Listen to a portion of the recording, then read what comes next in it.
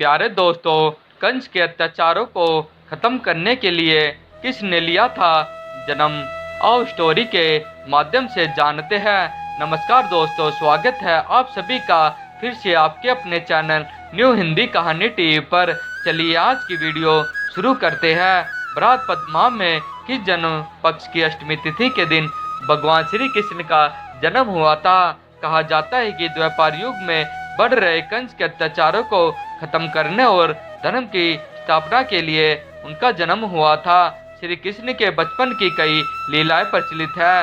द्वापर युग में श्री कृष्ण ने मध्यरात्रि में जन्म लिया था। उनके जन्म लेते ही सभी जगह प्रकाश हो गया था। वही जब वासुदेव कंस से बचने के लिए कृष्ण को गोकुल लेकर जा रहे थे तो अचानक से तेज बारिश होने लगी। यमुना के जल में लहरें उठने लगी। पानी का स्तर अचानक से बढ़ने लगा, लेकिन कृष्ण के चरण स्पर्श करने की यमुना का जल स्तर कम हो गया। वही शेषनाग ने कृष्ण पर छाया की। कृष्ण ने लोगों को कंस के अत्याचार से मुक्त करवाया। इनके जन्म की कहानी बड़ी ही रोचक है। आइए जानते हैं क्या है कृष्ण की जन्म की पूरी कथा।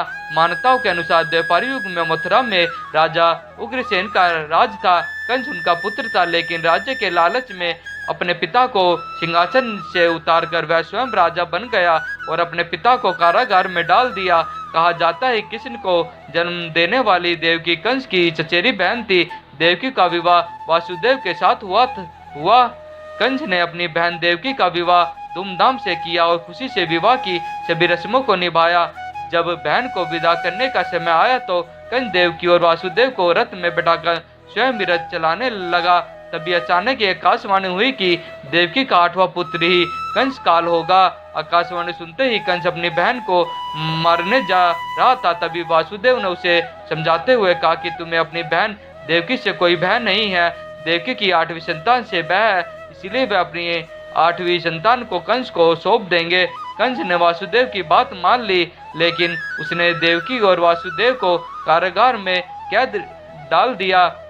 जब भी देवकी की कोई संतान होती तो कंस उसे मार देता। उस तरह से कंस ने एक एक करके देवकी की सभी संतानों को मार दिया। इसके बाद बृहस्पति कृष्ण पक्ष की अष्टमी को रोहिणी नक्षत्र में भगवान विष्णु ने कृष्ण के रूप में जन्म लिया।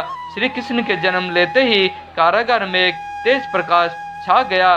कारागार के सभी दरवाजे स्वतः ही खुल गए। सभी सैनिकों को गहरी नींद आ गई। वासुदेव और देवकी के सामने भगवान विष्णु प्रकट हुए और कहा कि उन्होंने ही कृष्ण रूप में जन्म लिया है। विष्णु जी ने वासुदेव जी से कहा कि वह उन्हें इसी समय गोकुल में नंद बाबा के यहाँ पहुँचा दे और उनकी कन्या को लाकर कंस को सौंप दे। वासुदेव जी गोकुल में कृष्ण जी को यशोदा जी के पास रख आए। वहां से कन्या को ले आए और कंस को दे दी। वह कन्या कृष्ण की योग माया थी। जैसे ही कंस ने कन्या को मारने के लिए उसे पटकना चाहा, कन्या उसके हाथ से छूटकर आकाश में चली गई। इसके बाद भविष्यवाणी हुई कि कंस को मारने वाले ने जन्म ले लिया है, वह गोकुल में पहुंच चुका है।